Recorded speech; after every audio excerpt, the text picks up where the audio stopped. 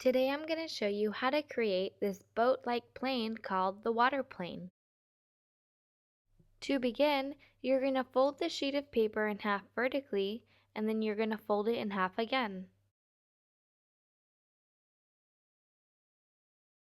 Open it back up and then fold the top down about 3/4 of the way. Next, you're going to take the top right corner and fold it in along the first crease, and then repeat the last step with the left corner.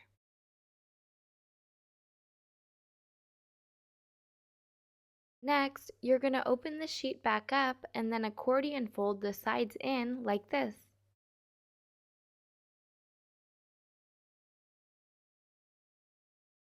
Now you're going to take the upper flap and fold it to the center and then repeat with the other side. Recrease the center line and then accordion fold the top peak in like this. Your plane should then look like an arrow. Finally, fold one side down, which should already be creased, and then repeat with the other side.